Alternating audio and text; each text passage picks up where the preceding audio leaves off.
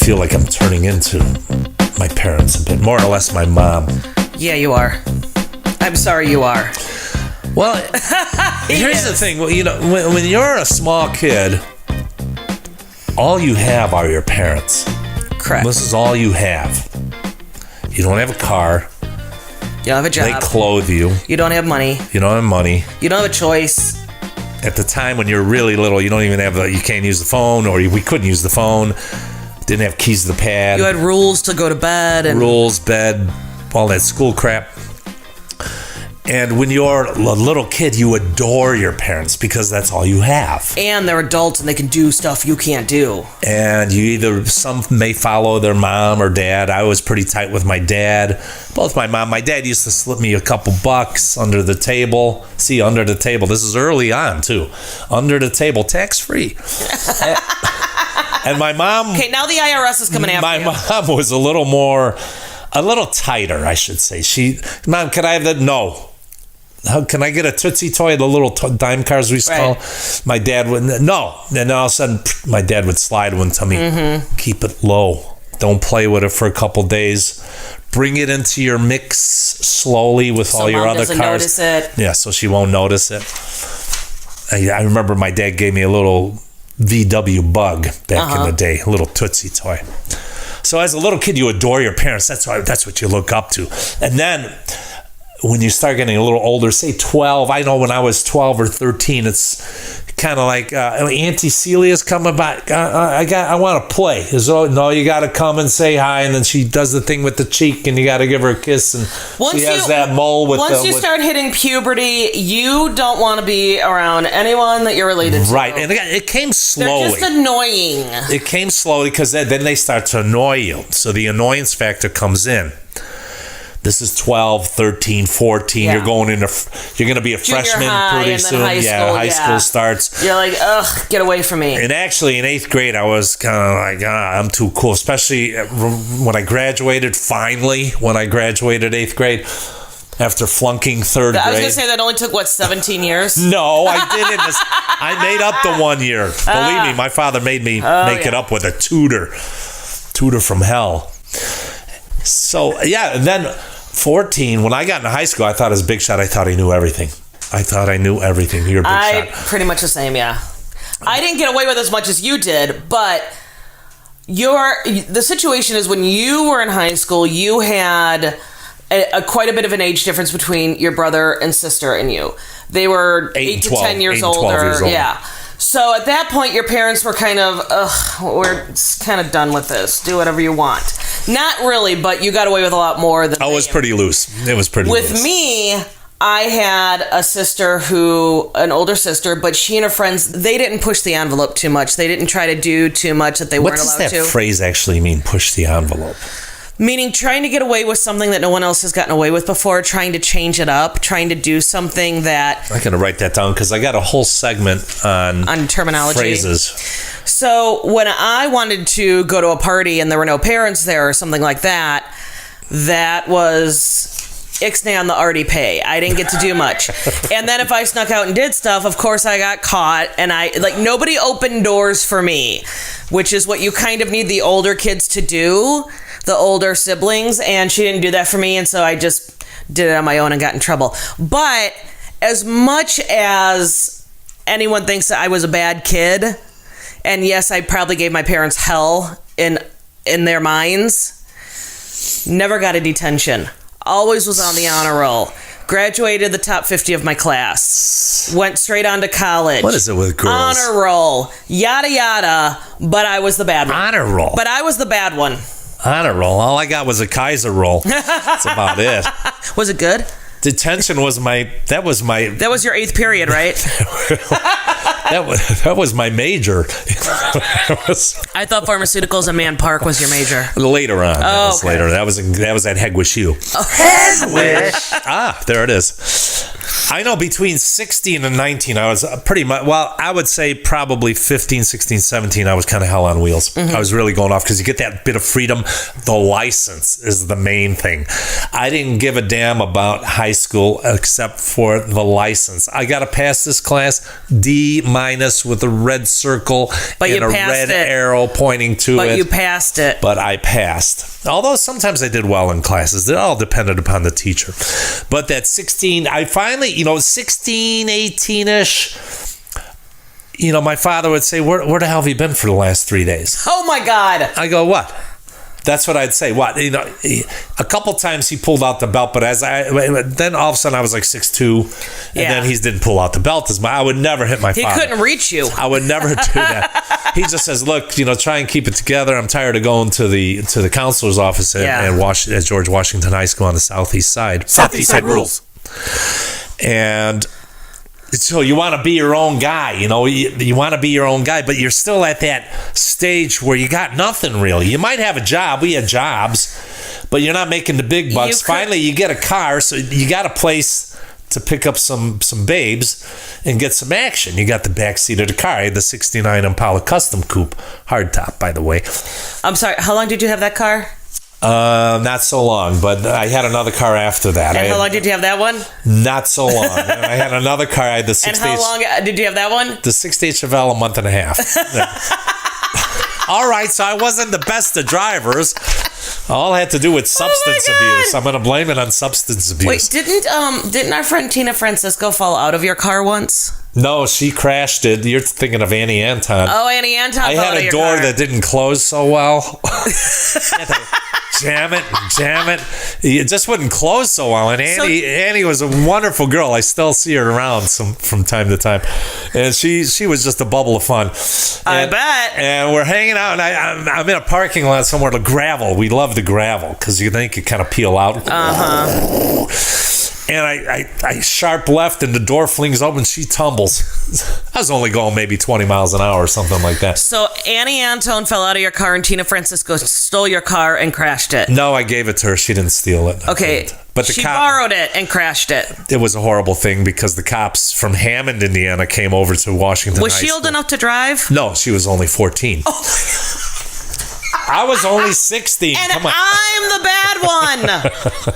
Oh, she's going to love this. Wow. Oh, my women's from Whiting. My Whiting lady friends. My Whiting women's. But that freedom when you're 16, 17, or 18, it starts to diminish as you get older.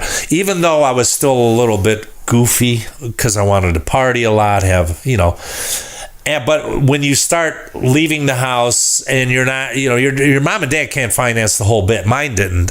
Anyway, so we worked. We always had jobs. My friends and I, we'd have the band going on. So there was a lot of action in my life when I was a teenager. And it did, even though we were underage, the legal age was different back then. It was 18 in Illinois. To drink. Then it was 21, and then they changed it back to 19 right when I was 19. So you couldn't get liquor to go, but you could go into a bar and drink. Which didn't matter. I'd just get liquor anywhere I could. I'd go downstairs at my parents' house and get liquor. Well, I think you, being about 6'7" at that point in time, would walk into a liquor store and they didn't even card you because you looked old enough. If you saw, I'll try and find a picture and put it up. If you saw, I had this baby face that didn't gel. Really? I know you had a baby face, but it didn't work. I got carded all the time. Wow. The height didn't matter. When it starts to change as you get into your 20s and then you get your own place, then you realize, oh crap, I got to do laundry. What are these bills? The gas bill? Yeah, what is this? I didn't pump any gas. Yeah, I didn't. Then you realize, oh God, I really screwed up. It's expensive to live. I've always wanted to live on my own because I wanted to have my own place. And just like you moved out fairly young. Yes.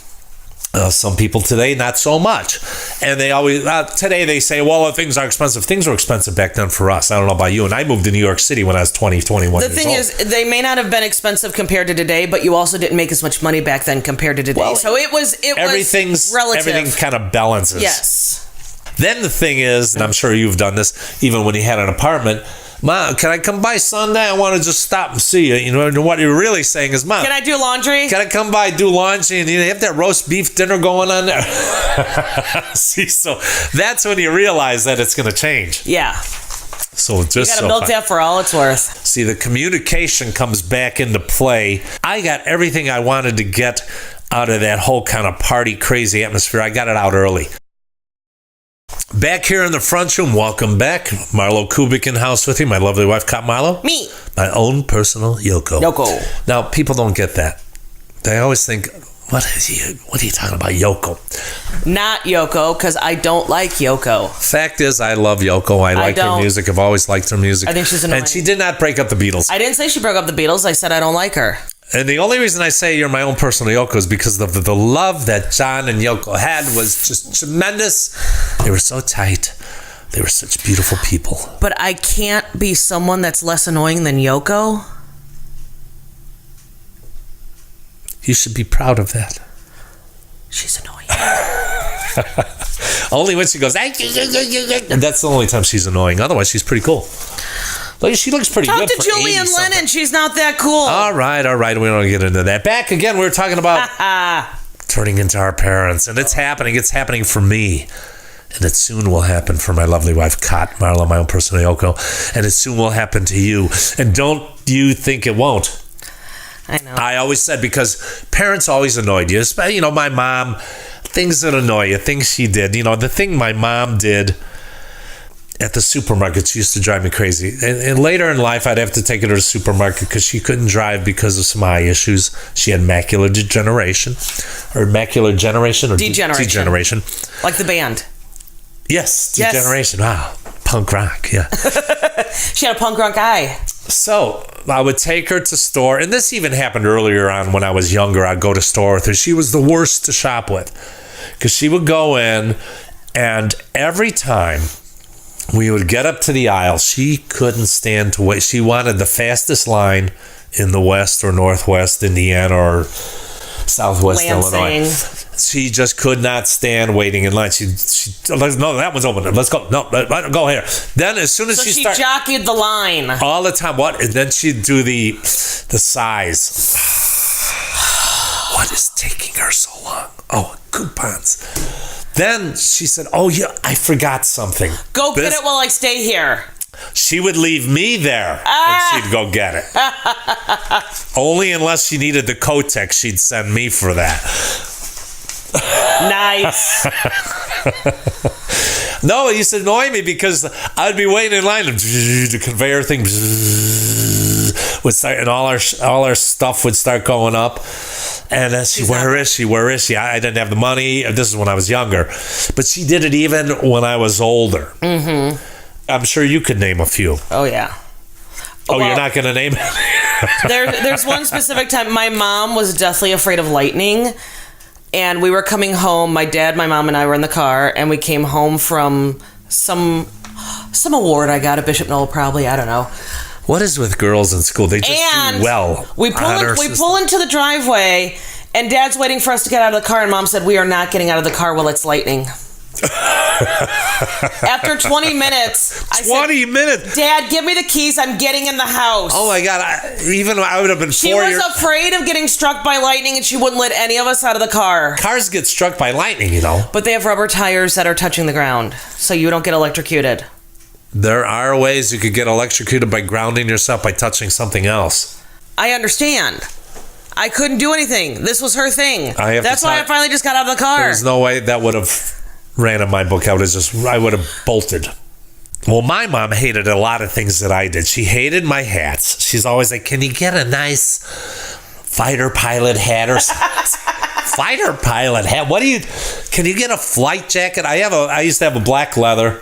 She always wanted you to have a brown leather with an elastic waist. She wanted a bomber jacket on you. A bomber jacket? What is that? From the 40s or 50s? Because my brother had one in 1952. What I loved is you told her, "I will get a bomber jacket if I can get you in a black leather miniskirt." Yeah, right. And she stopped for like a day.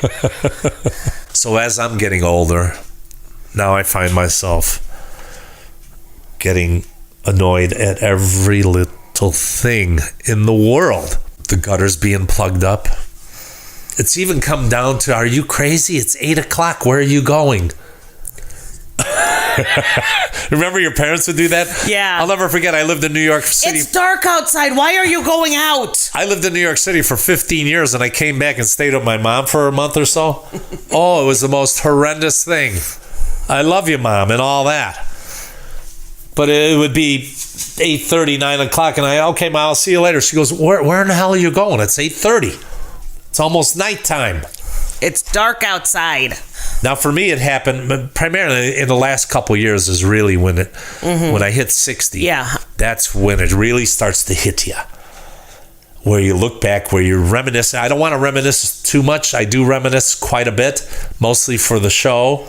Yes. And or online. And or with some of the videos I put together. Reminiscing is an all right thing to do. You just can't get obsessed with it, which at times I am. Because I'm always looking at things the way they were. And my mother always did that. Oh my God, bread used to cost 12 cents. So we always look at prices. Yes. Because I'm always price pointing. So I'm trying to be better. Am I being better with it? No. You've been in the front room with MarlowKubic. It's been great hanging with you. My lovely wife, Marlo. We'll see you guys next time. Good night, everyone.